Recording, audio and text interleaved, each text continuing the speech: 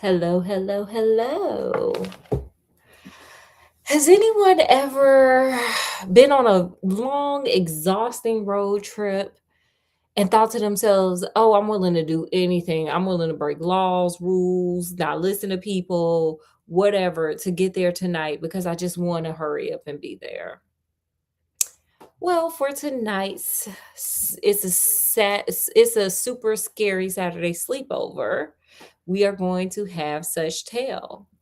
So for tonight's book, we have 30 Chilling Tales, Short and Shivery. There's no real author because these are all recycled tales. And we are going to do tonight's tale, The Cegua. Now, I hope I didn't mispronounce. Y'all know this is a What was it? Cegua. It's from Costa Rica. So hopefully I didn't mispronounce. If I do, I apologize. Y'all know in America they only give us one language to speak over here. So we're gonna put Oreo Jr. back there where he's safe. If he wants to get shivery, nobody do anything to him, and we're gonna get into this tale. All right. And you want to know how I spell Scott? I feel like you Sure. Cegua. Cegua. Mm-hmm. He don't know either. Okay, let's get on with this tale. How did you say it? Cegua. That. Y'all know we only get to speak one language over here in America. Okay, well, let's get going, guys. One evening, a young man from San Jose, the capital of Costa Rica, rode into a small town north of the city. He was on his way to visit the ranch of his friend situated in a lonely area. But he wasn't sure which road to take out of town. He decided to stop at the local cantina to quench his thirst and ask for directions. Smart man. We going good right now. We doing good. When the bartender brought him a mug of beer, he told the traveler he still had a fair distance to cover. But, the bartender warned, no one travels these roads after dark. Stay here. Stay here. Right here. Don't go nowhere, is what this man tried to tell this man. I have a room I will let for a few pesos. Then you can finish your journey in the morning. The young man shook his head. I have to reach my friend's ranch tonight. Huh. The older man shook his head. Only a fool wants to risk meeting how you say it, Scott? Cegua. That. The Cegua, as Scott pronounces it, I don't know how it's pronounced really. The traveler exclaimed, what kind of creature is that? The cantina owner smiled as if he was unable to believe such ignorance existed. Senor, he said, don't folks in San Jose know what the Cegua is? She is a demon, and heaven keep you from meeting her on this road. I never heard of such a thing, said the young man. Please bring me another mug of beer and please explain what you know about this Cegua. Now let's pause for the cause. I feel like if you keep going with them beers, sir, you ain't gonna see the Cegua either, honey. You're gonna be blacked out, drunk. If you keep going with them beers, sir, don't you ain't supposed to be drinking and driving. And that means horse and carriage and all, sir. Put the beer down. Anyway, let's keep going. When the older man returned with the beer the traveler had ordered, he brought a second mug for himself. Okay, I guess this is a heavy story. He sat down across the wooden table and said, no one who sees the Cegua is left with a sound mind. Strong men in the peak of health have gone mad from the sight. Some have even unalived of fright. He began to rattle off the names of locals who had lost their minds or lives. He was like, there was Tyrone from the barbershop down the street. Tamika baby daddy met the Cegua and he went crazy. Okay. He couldn't pay her no child support no more. He was like, Tony, remember Tony? Tony, who used to, yeah, he owned the laundromat down the street. Yeah, he met her too, and he went crazy. He couldn't, girl, we had to close down the laundromat. He just started naming names of people who lost their lives. You know, Juan, he went crazy. You know, his wife had to divorce him. He went crazy after meeting the Cegua. You know, because of this monster. But the younger man interrupted him, saying, "If she's such a terrible devil, why haven't I heard of her before?" She prefers certain parts of our country. Okay. Why do y'all think she prefers certain parts? Why y'all think? Scott, why do you think she prefers certain parts of the country? I don't know. She don't want to be in the ghetto. Oh. Okay. She like the good parts of town. Anyway. It matters for everybody, Scott. For everybody. We have the misfortune to be one such place, explained the bartender patiently. For that reason, no one here rides alone after dark. If someone must travel after nightfall, he always goes with a companion. Why? Doesn't she like crowds? Laughed the young man, who was beginning to feel the effects of his long ride and the beers. Told y'all he ain't supposed to be driving. The Cegua only appears to someone who travels alone, said the man gravely, finishing his own beer and starting to rise. She appears as a beautiful senorita, smiling sadly and batting her eyes. Do I look sad? Like you should pick me up off the side of the road? Yeah. Good. Pleading for a ride. But woe to the traveler who stops to help her. If the unsuspecting rider sits her in the front, she turns her head. Okay, she like the girl from The Exorcist. If he has placed her behind him, she will make him turn to look at her. In either case, his doom is sealed. How so? The traveler asks. When he looks, the beautiful senorita is gone. Uh-oh. The creature riding with him has a huge horse's head. How she tuck that away? She must really contour her makeup. She doing a good contour with her makeup. That's what's going on. With monstrous fangs. Or you know what? She might be a furry. Maybe. Is she a furry? Is the Cegua a furry? Her eyes burn fiery red like hot coals, and her breath stinks like sulfur. Okay, girl, you got a little perio disease going on. With a hiss, she will bury her claws in the shoulder of the rider and hang on like a wild animal. A horse, sensing that he is being ridden by a demon, will bolt in such a frenzy that no one can stop him.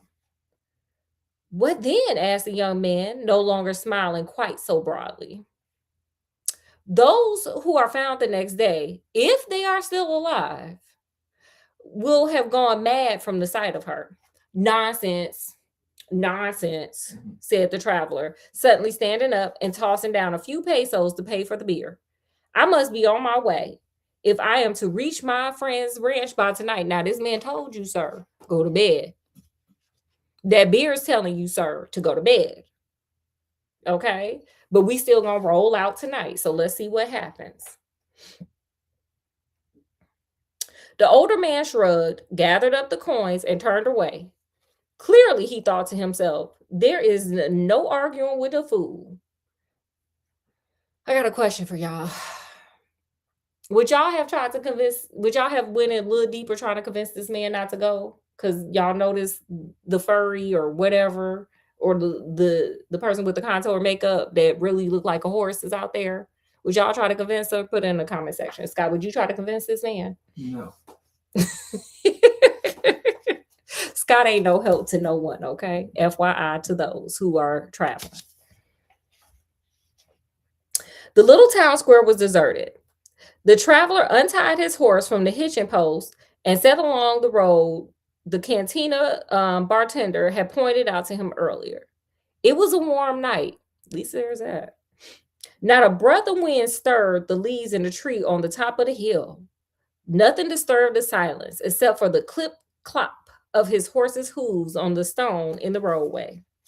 Suddenly, around a bend, when the town was out of sight behind him and no other buildings were visible, he saw a slender figure. Okay, girl, yes. Standing in the thick shadows where the trees overhung the road.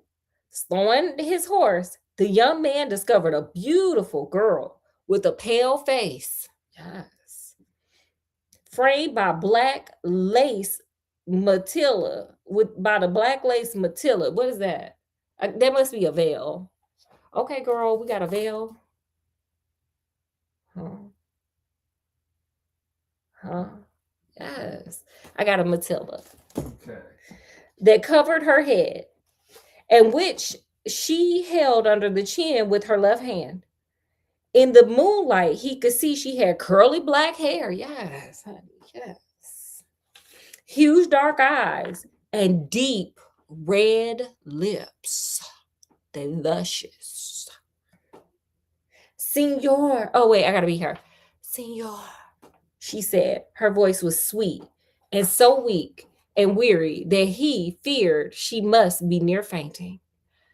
I am so tired, but I must go to see my mother who is ill.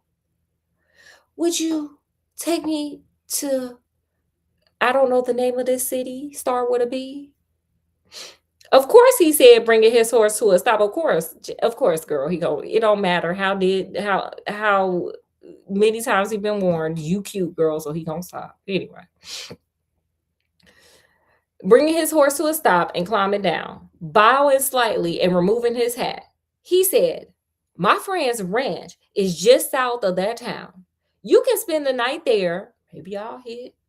In the morning, I will escort you the rest of the way. One of those things was not said. You can figure that out. You are very kind, senor, she said, in such a faint whisper that he had to lean close to make sure or to make out her words. Then he helped her into the horse, which had grown resistive during their halt behind his saddle. He mounted himself and they took off at a good trot. Okay, they on their way. They on their way. A breeze had arisen to freshen the still air, fluttering the leaves on the nearby trees. The moon and stars tinted the landscape pale silver. Several times the traveler tried to make conversation with the woman, but she didn't answer. What's she back there doing? She only leaned her head against his back and clung to his shoulders with her hands, as if she was afraid of fainting and tumbling from the horse. Abruptly, his horse, without any prodding, broke into a gallop. The woman dug her fingers into his shoulders, clearly afraid of falling. The young man was too polite to tell her that her nails were digging into his skin. The horse gave a cry and charged down the dark road as though something terrible was pursuing them. The traveler pulled back on the reins and shouted, but it did no good. His horse only galloped faster. Suddenly, he felt razor sharp teeth lock into his neck. Okay, she kind of kinky. So that only the collar of his coat saved his skin. Okay, she a biter. Okay, she never learned in kindergarten not to bite others. Okay, here we go. An instant later, he heard a cry that came from no human throat as the awful teeth suddenly pulled away a mouthful of his coat collar. Dang. This is her, by the way. She getting it in. She like, oh, you want to play? You want to pick me up? You want to do what they told you not to do? You want to play? Yeah. Uh-huh. He wrapped the ends of the reins around the fingers of one hand and with his free hand struggled to pry loose the fingers that were clamped on his shoulder. As shadow, then moonlight, then shadow again washed over the horse and his two riders, the young man saw that the fingers clenching him were too pale. They were the white of bone rather than fair skin. Oh, Lord, she didn't transform, child. Oh Lord, she a transformer. He heard another screech and smelled the creature's foul breath. He gave a he felt his strength giving out while the bony fingers pulled him at him seemed to grow stronger. The jaws snapped at the back of his neck, this time drawing blood. Then ahead, he could see his friend's ranch. He thought he could hear dogs barking to signal his arrival. Lights were burning in the hacienda. Oh, I know that word. I know that word. I know how to say that word, y'all. A pat on the back for me. Yes. There were figures running up the road towards him, carrying torches. Oh, you know she don't like no crowds. There was a final ear-splitting scream from the demon behind him. He felt his whole body jerked forward. The hand that was tangled in the reins pulled backwards suddenly, causing the horse to rear up, then fall sideways. Oh, honey, oh. Horses ain't supposed to fall sideways. This gonna be bad. Both riders fell with the animal. The traveler was not senseless for a moment. When he came to, his friend, holding a torch, was staring at him, asking if he was all right. He nodded, still shaken from his near brush with unaliving. When he touched his hand to the sting at the back of his neck, his fingers came away bloody. Yeah, because she was biting the hell out of you, sir. It wasn't no mosquito, that was her trying to get kanky. He looked around hastily, but all he saw was a crowd of friendly-looking people, countrymen watching him. He was calming his horse, which was on his feet again. Where's the creature? He asked his friend. The creature? What's the word? Cegua. The Cegua. My friend, laughed the other man. You stayed too long at some cantina, I think. The Cegua is a story to frighten children, nothing more. Still, next time you ride at night, be sure to travel with a companion. Sir, you ain't want to tell your friend that before he did all this and almost unalived with this freaky chick that's biting his neck. Do better. Ew. Friends, how many of us have them? Clearly not this guy. These lonely roads can be dangerous in the dark. Yeah, Captain Obvious, duh. The man said nothing, but he shivered just a little when the night breeze brought the lingering odor of sulfur to his nostrils. Ooh, that's that perio disease. She got a little periodontitis. The end. Y'all scared? Anyway, y'all know how we end these things. What stood out to you? What did you learn? If you could talk to any of these people, what would you say? You could pick one of the three, all three, two of the three, whatever. Y'all put it in the comment section. Scott, what you got? Would say the obvious. Tell the guy don't ride the roads alone. Period. I would talk to the friend and let that friend know. Don't be inviting me to the house and not telling me all the rules, fool. It almost ended. So you gonna wait till I get all the way here in the dark to be like, oh, you should have had a companion with you. Hey, do better. Be a good friend. That's what I got. That's who I would talk to, the friend. Okay. Well, we're gonna end it here. And y'all know what endings mean. It means that afterwards we're gonna get on to dream date. This is the 2 chapters before the last 2 chapters. It's the eve of the end of this book. Anyway, so we're gonna end it here, guys. But of course, we'll be back in like 30 minutes. Let me just change everything around so we can get to dream date. But anyway, in the meantime, in between time, as always, we hope you guys enjoyed hanging out with us. And of course, we enjoyed hanging out with you guys. Make sure you like, share, subscribe, check out some other videos, live shorts, all that fun stuff. Make this channel your home. And with that, we're going to bid you guys adieu.